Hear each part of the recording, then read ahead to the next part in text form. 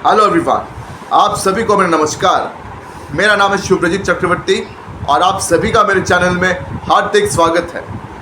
तो आज मैं एक तमिल फिल्म का रिव्यू करने जा रहा हूँ। उस फिल्म का नाम है रेट्रो। तो ये कार्तिक सुब्बराज का फिल्म है। सूर्या यहाँ पे लीड रोल प्ले कर रहे हैं और ये फिल्म हाल ही में इसी वीकेंड पे रिलीज़ हुआ है। तो ये एक बहुत ही बड़ा बजट का फिल्म है। सूर्या बहुत ही जाना माना सुपरस्टार है तमिल फिल्म इंडस्ट्री का। तो जब वो किसी फिल्म में लीड रोल प्ले करते हैं तो उस फिल्म का बजट बहुत बड़ा होता है। ऊपर से कार्तिक सुब्बराज जैसे डायरेक्टर का नाम भी जुड़ा है। तो ये एक बहुत बड़ा स्टार कास्ट के साथ ये फिल्म बनी है। तो इस फिल्म में सूर्या के अलावा पूजा हेगड़े, जोजू जॉर्ज और भी कई ऐसे एक्टर्स शामिल है। जयराम शामिल है और भी कई ऐसे एक्टर्स हैं इस फिल्म में। प्रकाश राज भी है, उनका भी एक इम्पॉर्टेंट रोल है और नस्सेर भी है। तो ये हो गई फिल्म की कास्ट। अब मैं इस फिल्म की कहानी की बात करूंगा। तो सूर्या यहाँ एक अनाथ बच्चा है, ठीक है, जिसने बचपन से अपने माँ बाप को मरते हुए देखा है। तो इस फिल्म की कहानी वैसे शुरू होता है कि एक बच्चा लड़का, ठीक है, वो रो रहा है कि उसके माँ बाप को उसके आंखों के सामने मार दिया गया है। तो उसके माँ बाप एक गैंगस्टर के लिए काम करते थे। वो गैंगस्टर का रोल यार जोजू जॉर्ज निभा रहे। तो उनकी अपनी पत्नी थी जिनका बच्चा सालों से हो नहीं रहा था। तो जब उस पत्नी की नज़र उस बच्चे पर पड़ी तो उसने उस बच्चे को फ़ौरन अपना लिया। पर जोजू जॉर्ज को मतलब ये बच्चा पसंद नहीं था क्योंकि ये बच्चा उनका अपना नहीं था। तो धीरे धीरे ये बच्चा बड़ा होता है, टीनेजर बन जाता है। लेकिन टीनेजर बनते ही जोजू जॉर्ज की पत्नी की अचानक मौत हो जाता है। बीमार होकर वो अचानक मारी जाती है। तो खैर उस बच्चे के लिए मतलब सूर्या के कैरेक्टर के लिए जिसका नाम यार रखा गया है पारी। तो उस औरत ने मतलब जो उसको पाल रही थी, जो जॉर्ज की पत्नी, तो उन्होंने सूर्या के कैरेक्टर का नाम रखा था पारीवेल। तो एक तो उनका अपना माँ बाप तो मारे गए और उसके बाद से जिस औरत ने उसको इतना प्यार से पाला पोसा वो औरत भी चल बसी, क्योंकि उसी औरत को तो वो अपना माँ मानता था। तो उसके बाद जैसे वो बच्चा फिर से अनाथ हो गया। तो उसके बाद एक दिन क्या हुआ कि जोजू जॉर्ज अपने कई साथियों के साथ और उस बच्चे के साथ एक ट्रेन में सफ़र कर रहा था। तो जोजू जॉर्ज पर काफ़ी लोगों ने हमला किया, उसके कैरेक्टर पर काफ़ी लोगों ने हमला किया। तो उस बच्चे ने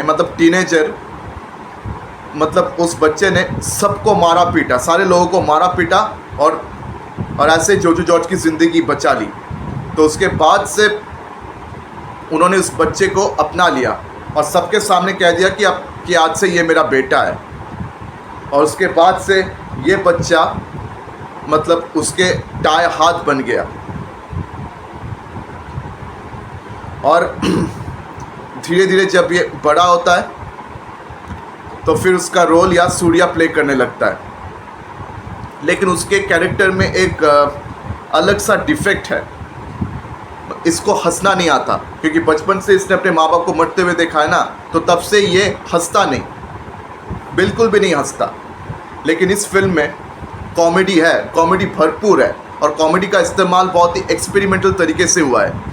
तो कार्तिक सुब्बराज के बारे में आप लोग में से जो लोग जितने भी लोग आप जानते हो कार्तिक सुब्बराज को, आपको ये बात अच्छी तरह से मालूम है कि ये जो डायरेक्टर है इनका फिल्म मेकिंग स्टाइल दूसरों से बहुत ही अलग है।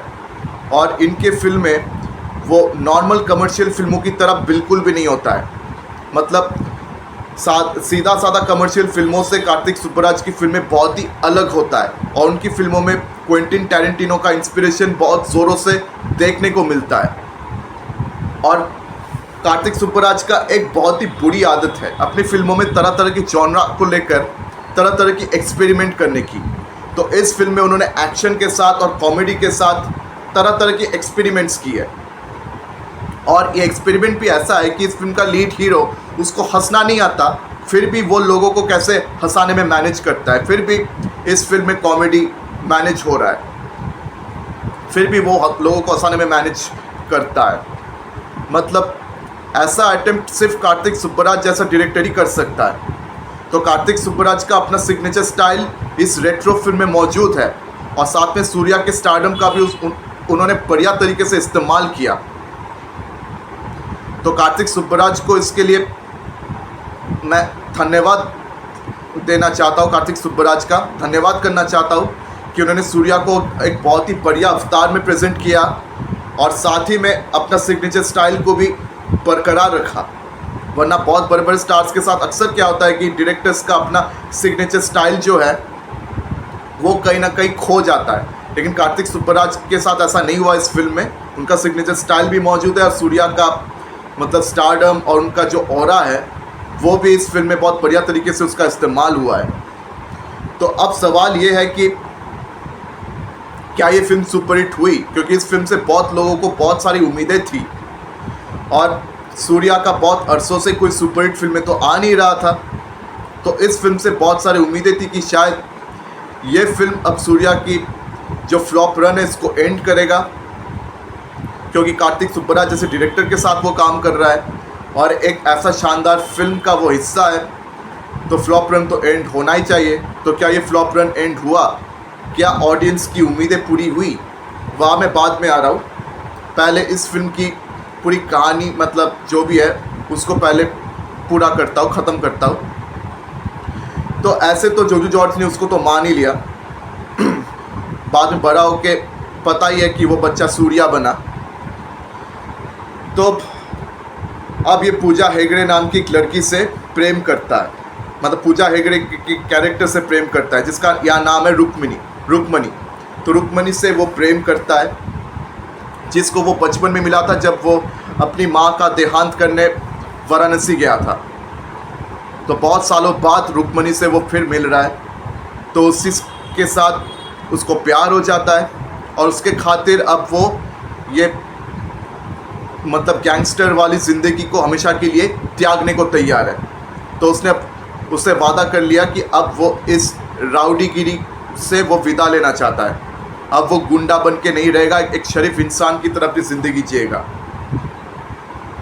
लेकिन बड़े अफसोस कि वो अपने वादे को पूरा कर नहीं पाता, क्योंकि उनका जो ये एडॉप्टेड पिताजी है जोजू जॉर्ज, वो मतलब टांग खींचने उनके आ ही जाते हैं। मतलब इस ट्रेलर में भी मैंने कहा था कि शायद ऐसा भी हो सकता है कि सूर्या ने वादा तो किया अपनी पत्नी से कि वो हमेशा के लिए ये गुंडागर्दी का दुनिया छोड़ देगा, पर ये लोग जो है उन्हें खींचकर फिर से इसी दुनिया में वापस लाएंगे। तो ये चीज़ इस फिल्म में भी है, इस फिल्म में ये चीज़ एकदम मेंटेन्ड है। तो जब सूर्या सब कुछ छोड़कर पूजा हेगड़े से शादी कर रहा था, तो उसी शादी के मंडप में जोजू जॉर्ज और उसके पूरा टीम आ गया। उनको इनवाइट नहीं किया था सूर्या ने, पर फिर भी उसके बावजूद वो ज़बरदस्ती आ गए, और वो सूर्या पर इल्ज़ाम लगा रहे थे कि उनका एक ऑपरेशन को उसने जानबूझकर सैबोटाज किया हुआ है, जिसका नाम है ऑपरेशन गोल्ड फिश। और वो ऑपरेशन मतलब जोजू जॉर्ज का एक बॉस है, उस बॉस का रोल यहाँ प्ले करे प्रकाश राज, जो मतलब मंत्री बनना चाहते हैं। तो उनका मंत्री बनने के लिए उस ऑपरेशन की उनको बहुत ख़ास ज़रूरत है, उस ऑपरेशन का पूरा होना उनके लिए ख़ास ज़रूरत है। पर सूर्या ने क्या किया कि उस ऑपरेशन को पूरी तरह से सैबोटाज किया, और जो माल बिकने वाला था, मतलब उस ऑपरेशन के अनुसार एक बहुत ही कीमती इलीगल माल बिकने वाला था अफ्रीका में। तो उस माल को सूर्या ने कहीं हटाकर एक लोकेशन में रखा, पर सूर्या ने अपना मुंह खोला ही नहीं। उसने कहा कि मैं ये लोकेशन आपको बता नहीं सकता। तो उसके बाद से उनमें दुश्मनी फिर शुरू हो जाता है। तो जोजू जॉर्ज और सूर्या में दुश्मनी फिर से शुरू हो जाता है, और उस दुश्मनी के चलते सूर्या अपनी वादा पूरा नहीं कर पाता, और जिसके साथ उसकी शादी हो रही थी पूजा हेगड़े, वो भी उसे छोड़कर चली जाती है। और यहाँ मारामारी के कारण मतलब खून खराबे के कारण सूर्या को जेल भी हो जाता है। तो उसके बाद इस फिल्म में बहुत कुछ घटता है। तो काफ़ी साल जेल में बिताने के बाद मतलब सूर्या के कैरेक्टर यानी पारी को ये पता लगता है कि उसकी प्रेमिका यानी पूजा हेगड़े के कैरेक्टर रुक्मिणी, अब वो अंडमान और निकोबार आइलैंड्स में वह काम करती है, वहाँ एक वेटरिनरियन डॉक्टर के रूप में काम करती है। तो अब वो किसी तरह जेल से भागकर वहाँ वो उससे मिलने जाता है, उसको ढूंढने जाता है, पर वहाँ वो एक डॉक्टर के भेस में जाता है। तो यहाँ जयराम का एक इम्पॉर्टेंट कैरेक्टर है जो कि एक लाफ्टर थेरापी, मतलब लाफ्टर थेरापिस्ट के हिसाब से काम करते हैं ये जयराम का कैरेक्टर। तो सूर्या ने उसी का भेस लेकर, उसका मदद लेकर इस आइलैंड में अपना एक झूठा पहचान बनाता है ताकि वो अपनी प्रेमिका को यहाँ ढूंढ सके। और उसके बाद हमें पता लगता है कि अंडमान एंड निकोबार आइलैंड्स में भी बहुत सारे ऐसे लोग हैं जिनको ठीक से हंसना नहीं आता है, बिल्कुल उसी के जैसे सूर्या के कैरेक्टर को भी हंसना नहीं आता और यहाँ अंडमान निकोबार आइलैंड्स के लोगों को भी हंसना नहीं आता। और यहाँ उनका एक बॉस है, मतलब उन लोगों का एक सरदार है, मतलब वो किसी गैंगस्टर से कम नहीं है, वो भी एक बहुत बड़ा गैंगस्टर है उस आइलैंड का, जो उन पर राज करता है, उन पर शोषण करता है, उन पर शोषण करता है। तो उस गैंगस्टर लॉर्ड का नाम है, उस गैंगस्टर लॉर्ड का रोल यहाँ प्ले कर रहे हैं नसीर का कैरेक्टर। तो उनका कैरेक्टर का नाम मैं भूल गया, मिरासू, उनका कैरेक्टर का नाम वो कुछ मिरासू है। तो उनका एक बेटा भी है। तो वो उस आइलैंड में एक कल्ट फाइट क्लब चलाते हैं, एक फाइटर कल्ट क्लब चलाते हैं, जहाँ पे वो काफ़ी लोगों के साथ बहुत अन्याय करता है और इन लोगों के साथ सालों साल शोषण होता आया है। तो अब फिल्म की कहानी ऐसे बढ़ेगी कि इन लोगों को इस शोषण से मुक्ति कौन दिलाएगा। क्या सूर्या अपनी प्रेमिका को मना पाएगा? क्या सूर्या, जिसको हंसना कभी आता नहीं, क्या वो कभी हंसना सीखेगा? और इन लोगों का क्या होगा जिन पर ये नसीर और उनके बेटे सालों से शोषण करते आ रहे हैं? तो यही होगी इस फिल्म की बाकी कहानी। तो देखिए, जैसे मैंने पहले भी कहा है कि ये एक बहुत ही एक्सपेरिमेंटल किस्म का फिल्म है, ठीक है। तो कार्तिक सुब्बराज हमेशा एक्सपेरिमेंटल किस्म का ही फिल्म बनाते हैं। तो उनकी फिल्मों में जितने भी जॉनरास होते हैं बहुत अलग तरीके से वो पेश करते हैं। तो यहाँ कॉमेडी को उसने बहुत ही बढ़िया तरीके से पेश किया हुआ है।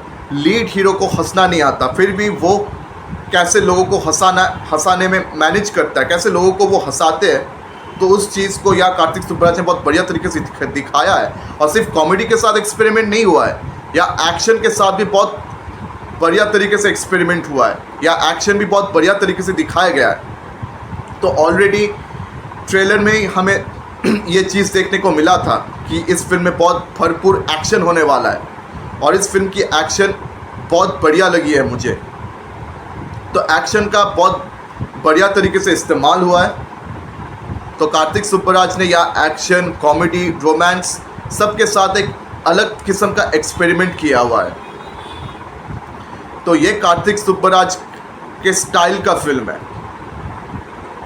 तो सूर्या जैसे बड़े सुपरस्टार के साथ कार्तिक सुब्बराज को कंप्रोमाइज़ नहीं करना पड़ रहा है, इस बात की मुझे बहुत खुशी है।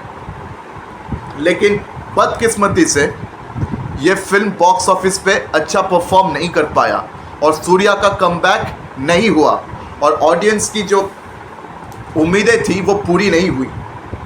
ऑडियंस ने सूर्या को इस अवतार में पसंद नहीं किया।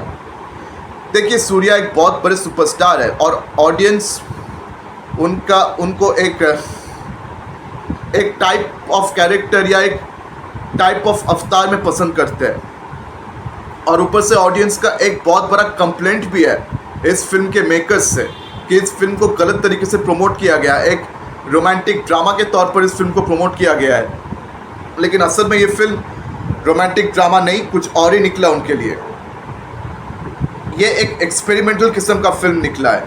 मतलब रोमांस इस फिल्म का इम्पोर्टेंट पोर्शन प्ले करता है, रोमांस इस फिल्म का इम्पोर्टेंट पार्ट प्ले करता ज़रूर है, लेकिन ये एक मामूली रोमांटिक फिल्म नहीं है जैसे कि इस फिल्म को प्रमोट किया गया है। तो कहीं ना कहीं प्रमोशन स्ट्रैटेजी से ऑडियंस खफा हुआ, ऑडियंस नाराज़ हुआ इसकी प्रमोशन स्ट्रैटेजी से, और इन सब के कारण ये फिल्म बॉक्स ऑफिस पे अच्छा बिजनेस नहीं कमा पाया। वरना कार्तिक सुब्बराज का एक बहुत बढ़िया फिल्म है। मतलब कुछ हद तक ये फिल्म मुझे इराइवी का याद दिला रहा है, मतलब इराइवी का मुझे याद आ गया। कार्तिक सुब्बराज का एक बहुत बढ़िया फिल्म था इराइवी, कुछ हद तक मुझे उस फिल्म का याद आया है। और कार्तिक सुब्बराज की फिल्मों में कुछ मैसेजेस होते हैं, हमेशा वो ऑन द फेस आपको बताएंगे नहीं वो मैसेजेस, लेकिन आपको ये मैसेजेस महसूस करना पड़ेगा और आपको पता चल जाएगा।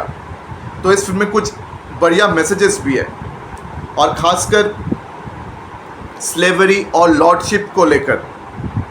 ये जो टायरनी, ये जो टायरेंट्स है, मतलब एक तानाशाह लीडर, एक तानाशाही लीडर जैसा जुल्म करते हैं अपने लोगों के साथ, तो इस बात को लेकर बहुत इंपॉर्टेंट कमेंट्री है, बहुत इंपॉर्टेंट मैसेज इस फिल्म में हमें दिखाया गया है। और कार्तिक सुब्बराज अपने स्टाइल में ही इस मैसेज को यहाँ पोर्ट्रे किया। इन चीज़ों को कार्तिक सुब्बराज ने बिल्कुल अपने स्टाइल में यहाँ दिखाया है, तो उसके लिए कार्तिक सुब्बराज को हैट्स ऑफ। लेकिन बदकिस्मती से ये फिल्म बॉक्स ऑफिस पे नहीं चली, तो इस बात का मुझे बहुत ही दुख है। काश कि ये फिल्म बॉक्स ऑफिस पे चल पाता, काश कि ऑडियंस ने इस फिल्म को सपोर्ट किया होता। हाँ, प्रमोशनल स्ट्रेटजी में भी कुछ गलतियाँ थी जिसके कारण इस फिल्म को भुगतना पड़ा। तो इस बात का मुझे बहुत अफसोस रहेगा कि सूर्या का अभी तक कमबैक पॉसिबल नहीं हुआ, वरना इस फिल्म से उसका कमबैक होना मतलब डिज़र्व ही करता था। सूर्या एक कमबैक डिज़र्व करता था इस फिल्म से, जो बदकिस्मती से हुआ नहीं। तो अगर आप लोगों ने इस फिल्म को अभी तक देखा नहीं है तो आप इसे ज़रूर देखिए। ये फिल्म अभी भी सिनेमा हॉल में, थिएटर्स में चल रहा है, तो आप इसको जाके थिएटर्स में देख सकते हो, या फिर आप इसको टॉरेंट से भी डाउनलोड करके देख सकते हो।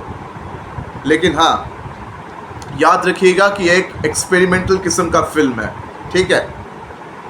तो नॉर्मल कमर्शियल मसाला फिल्म के तौर पर अगर आप इस फिल्म को देखना चाहेंगे तो आपको ये फिल्म अच्छा लगेगा नहीं। तो पहले से ही मैं आपको ये बता के रख रहा हूँ। और अगर आप लोगों में से जिन्होंने इस फिल्म को देखा हुआ है, मुझे कमेंट सेक्शन में बताना बिल्कुल भी मत भूलिए कि आपको ये फिल्म कैसा लगा है। और जो लोग इस फिल्म को अभी तक देखने के बारे में सोच रहे हैं, मैं तो कहता हूँ कि ये फिल्म आपको ज़रूर देखना चाहिए, आप ज़रूर देखिए। पर हाँ, अगर आप इसको एक नॉर्मल कमर्शियल मसाला के तौर पर देखना चाहते हो तो ये फिल्म आपको अच्छा लगेगा नहीं, क्योंकि ये एक अलग किस्म का फिल्म है, ठीक है। तो मैं अपनी वीडियो ये ख़त्म करता हूँ। मेरी वीडियो अगर आपको अच्छी लगी हो तो मेरी वीडियो को लाइक करें, मेरी वीडियो को ज़्यादा से ज़्यादा शेयर करें, और हाँ, मेरे चैनल को सब्सक्राइब करना बिल्कुल भी मत भूलिएगा। आज मैं आप सबसे विदा लेता हूँ। मुलाकात होगी फिर अगले वीडियो में, तब तक के लिए धन्यवाद।